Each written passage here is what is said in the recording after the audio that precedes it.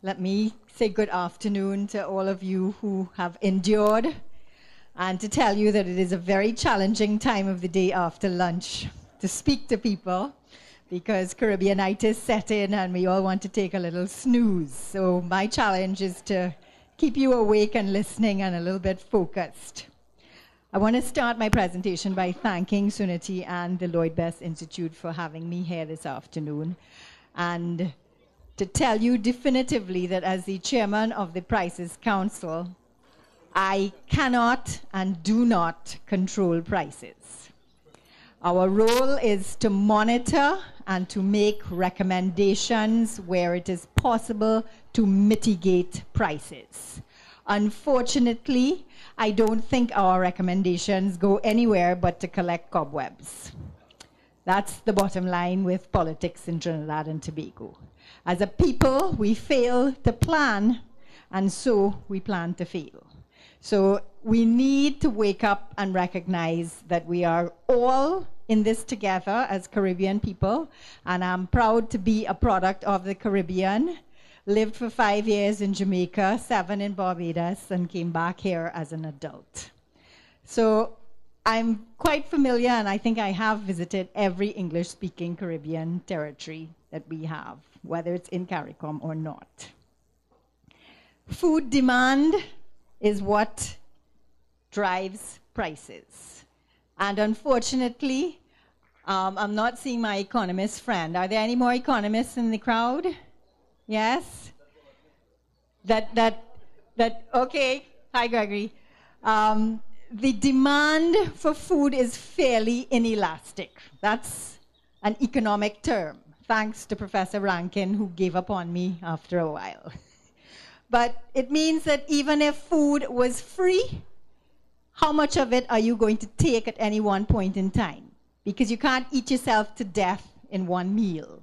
It might be delicious, it might be lovely, it might be cheap, it might be free, but you can only eat so much. And food is a highly perishable item. Even if, as we are now enjoying with this weather pattern, not due to any policy decision by any politician, minister, or otherwise, thanks to the good Lord and the weather patterns, we are enjoying bumper food production, which tells me something about the requirement for irrigation water in agricultural production, whether in Trinidad or any other territory. But we are enjoying good food prices. Farmers are selling tomatoes, good-sized tomatoes, $2 a pound. Well, he's managing. He's managing because of the volumes that he's pulling out of the field, but it's not the best situation, so it really isn't. I'd love him to get at least 4 or 5. But you see, even at $2 a pound, how much tomatoes? If you're accustomed to buying 5 pounds for the week, you are not suddenly going to buy 100 because it's $2. Do you agree with me? That's what I mean by demand is fairly inelastic. So we don't just go wild and buy a whole lot. But what we have to do as consumers is to be smart. So yes, tomatoes are $2 a pound now. How many of you here know that you can freeze tomatoes? Right. And then when you bring it back out, no, you cannot have a salad slicing tomato, but you can make choka, you can stew it down, you can put it in food, you can make ratatouille, you can incorporate it in sauces and mixes and all kinds of things. So it's a good idea. When it's cheap, you go buy some more, you put it in the freezer if you have that capacity and store it. We are blessed with sunshine. How many of you have enjoyed, let me call the right name, some fancy bread, I forget the name now, it's an Italian loaf, with sun-dried tomatoes. Where were they? Oh, thank you, focaccia. Where were those tomatoes sun-dried? Anywhere in the Caribbean? And oh no! Why? Because, you know, that's for those people over there in Europe somewhere. But we have the capacity, and we could. And that's where we have to move for the future. We have to stop admiring and tasting. I mean, that focaccia we had was from Harrods, and it was 8 pounds for a little tiny loaf. And, you know, there were about 6 of us, and we each had a mouthful. And we said, oh, we had a focaccia from Harrods. Wonderful. But that's your claim to fame. But we could do that in the Caribbean so much more cheaply, so much more tastily. But we don't innovate and we don't use our imagination and we don't adopt these new techniques. The price of our fresh food, my friends, is determined by the supply and, as we have heard from other speakers before, by the middlemen. They walk through the trucks coming into the wholesale market, they see a certain volume, and they just come and offer you what they feel, because if they don't get it from you, they know they can go 3 trucks down and get it from somebody else. And they play one producer off against another. And that's where the farmer loses. That's why I, as a farmer, will never go back to the market to sell. But then I have the capacity to use the technology, and that's where farmers have to go. When I produce now, I will not go to the market, but I will use the internet. Because all of us have this wonderful thing called Facebook, and we have our connections, our friends and family. Use it. Tell them, this weekend I'll be harvesting 300 pounds of squash or 500 watermelons or whatever it is. It's fresh from the field to you. How much do you want? And you retail. You retail. So use your connections and stop relying on the middlemen. The middlemen perform a service and you have to pay them for that. But when they give you $2 for something that you have just toiled 3 months to grow, within an hour, they make 100% on that. Why? Because they have a pocket full of cash that you need as a farmer, and they have transport. So if we're looking to analyze why prices are where they are, we have to understand how the market operates. We have to understand the production models. So if the supply is determined by, if the price is determined by the supply, how can we mitigate that? We need to have the supply meet the demand and not have the demand exceed the supply. But last time I checked, there is no such thing as current, accurate, timely information on production. I came from NAMDEVCO in another lifetime, right, Sam? And we started something in NAMDEVCO along the lines of that National Agricultural Marketing Information System, acronym NAMIS. It was not really national in scope because NAMDEVCO had a responsibility to manage the export market to the islands, and our farming population was roughly what, Sam, 400, 500? Yeah, 500 farmers out of a complement of 19,000 according to the census in 2004. So it's a very, very small percentage. But on the basis of that information system, which we kept current on our database so that we knew what farmers had in the ground, what acreage was under production, what commodity they were growing, and when it would be harvested, we had an information system that should have been the embryo of a national system. Where did that go wrong? Technocrats who write speeches to make ministers look good picked that up and extrapolated it and called it NAMIS, which is national, and held that up as a model.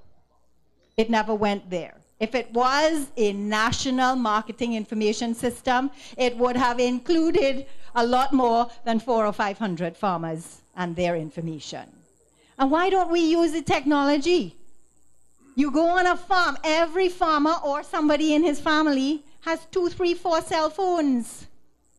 So you need to create systems that will allow a farmer to call a hotline and tell somebody on the other end, listen, today I am planting 5 acres of Bodhi. That means I'm going to harvest it 6 weeks from today. So it goes into a system somewhere. But in order to induce the farmer to do that, you've got to create some kind of reward system. Because why would he bother to waste a phone call telling you that? And that's the challenge for the technocrats. Find those carrots. And if there isn't a carrot, then you also have to devise a big stick. That if you don't participate in this system, you're going to suffer.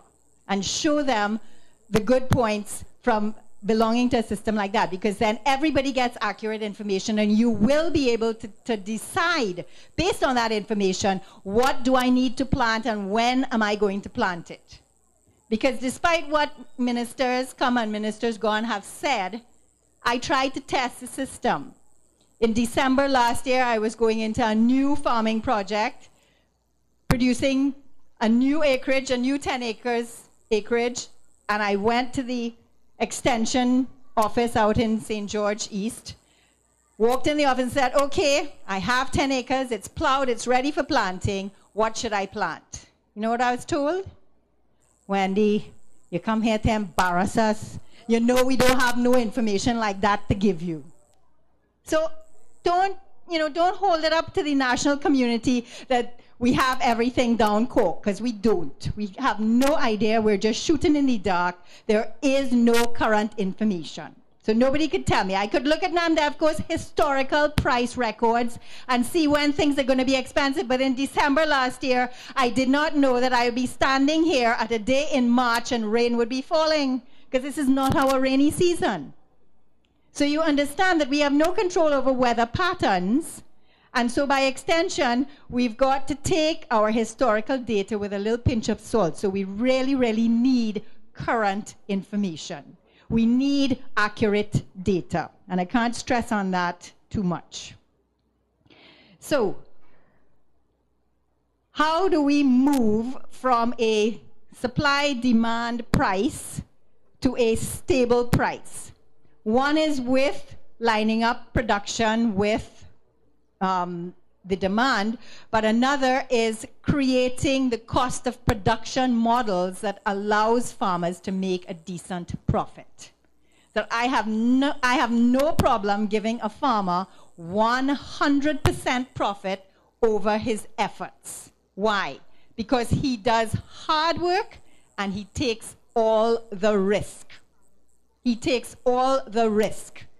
And that's why we don't have young people, middle-aged people, old people. We don't have people rushing to get into farming and agriculture.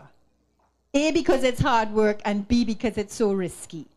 So if you're prepared to take that risk, I, as a policymaker, would be prepared to reward you. And that's not the signal that we are getting from our policymakers and our politicians, because they don't appreciate or understand that simple concept. That there's risk, you take it, I'll reward you.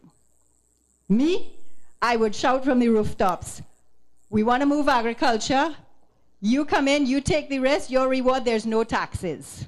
And when there's no taxes, you'll start to see the millionaire farmers outside there. Right now, all of them who are making money, hiding it.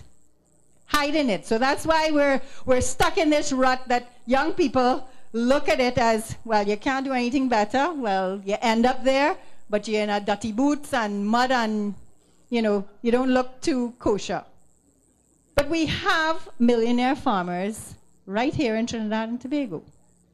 I have been a member of a panel that's interviewing for the 4,000 acres of Caroni land that's to be distributed this year.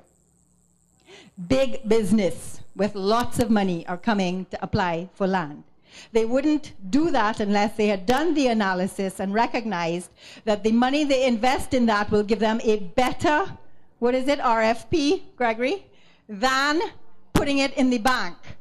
The bank doesn't even want your money because Trinidad is so flush with money right now that you will probably be lucky to get 0.75% interest.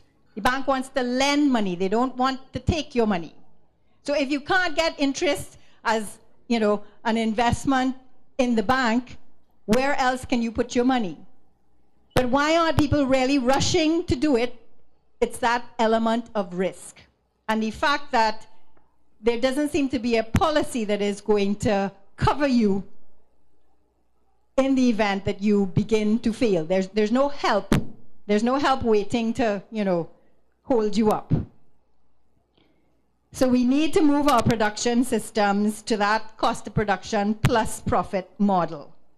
But we need that information to make it happen. Farmers need access to the factors of production that will allow them to be efficient and successful, but most importantly, to be sustainable.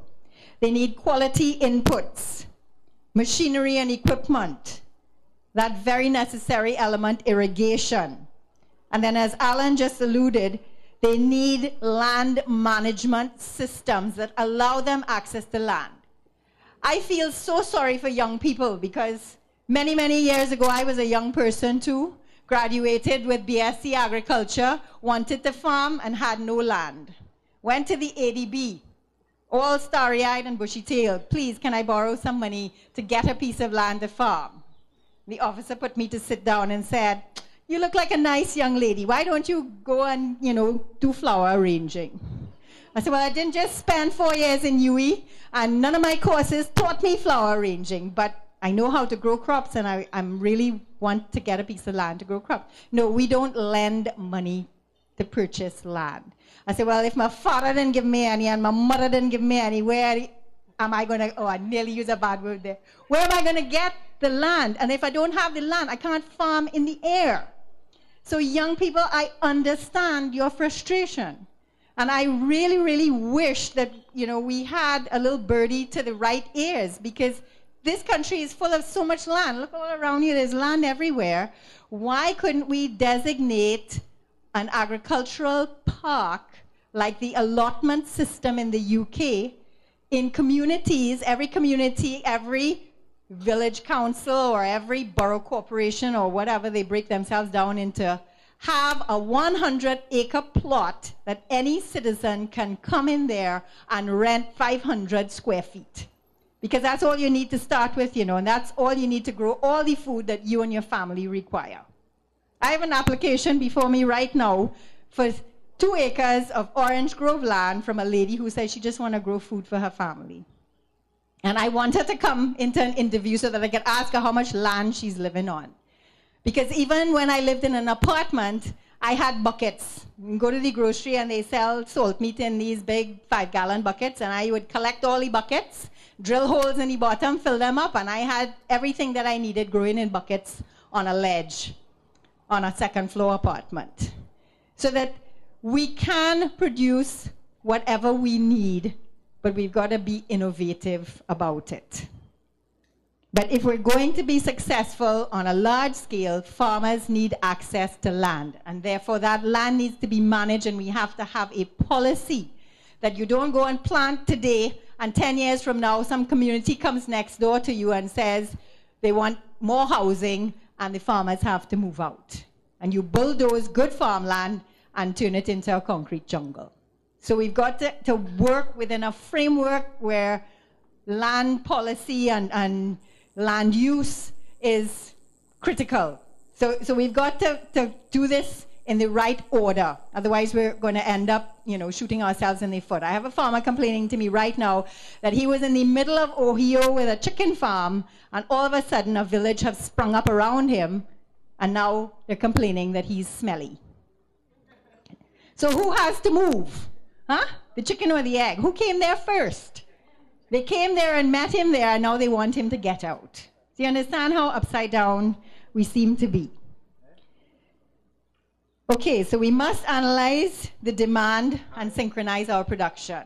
Which agency in Trinidad and Tobago is analyzing our daily requirement for food? Yes, we could give you details of how many tons of tomatoes have been imported over what period of time, but how much sells in the market on a daily basis? What is the daily demand for tomatoes or cabbages or bodi or beans or any product that we grow currently? That's the kind of real-time information that we need.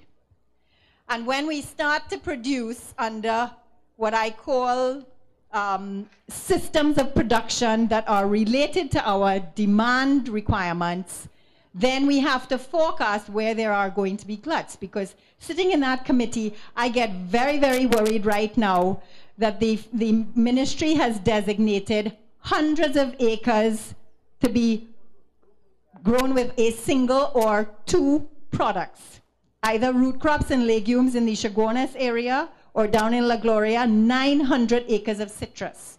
And I keep telling the applicants, please think down the line, where are you going to sell these items? Because you are going to have to compete against thousands of other farmers all at one time. And this is unprecedented, probably in my lifetime. Because the last time we had such large-scale land distribution was probably right around independence. So we've got to look at processing, and we have to look at including the farmer as the owner of the process.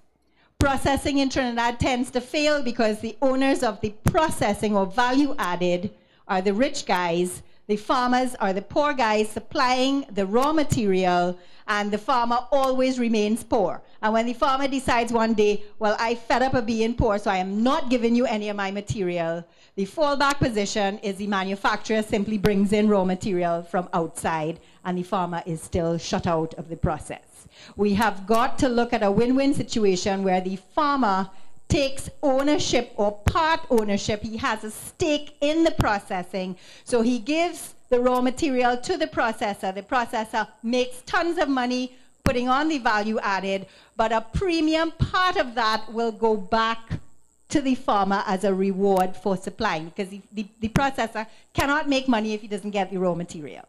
So we've got to understand that that's how we build our economy, that we process what we grow. We add the shelf life to it, we add the value to it, and we keep that right here. Give me 2 minutes, can I have 2 minutes, to talk to you about poultry, because all the dialogue so far has been about crops, but a vital part of agriculture is also poultry. Not so much the other meats, because we have not paid any attention, not because we can't produce, because I've heard Jamaica make the same complaint that the locally produced meat is far more expensive than the domestic. I'm also the chair of the Poultry Industry Standing Committee, and I want to ask the government a basic question. Do you want a poultry industry or don't you? Because I have in my committee representatives of the full stakeholder group of poultry producers, from the feed millers to the egg hatchery to the farmers, the processors, everybody. It's a $1.2 billion industry. And if I understand what good governance means, that stakeholder group should be telling the government what they need to be sustainable, not the government telling them, because the government really don't know nothing about poultry. But this stakeholder group that tells the government, in order to plan effectively to stabilize poultry prices, remember poultry prices are a function of inputs that come from outside. So you have to pay whatever price. If corn price goes up, you have to pay more for corn, you have to pay more for poultry. So putting that aside, because those are just marginal increases now since 2008 when it spiked, putting that aside, our industry is capable of producing all our domestic requirements for both chicken meat and eggs. But they're in total disarray, and this week the price is one thing, next week it's something else, it goes up, it comes down, it's all around. Why? Because the planning horizon for poultry is approximately 12 weeks, and at no point in time does the poultry industry know how much imported chicken is in a container coming on a ship to be dumped in our supermarkets. And that is subsidized from where it's produced. They even get an export subsidy. And it comes in here and undercuts our cost of production and creates hatikara with our industry. And yet you have a stakeholder group here that's telling you something.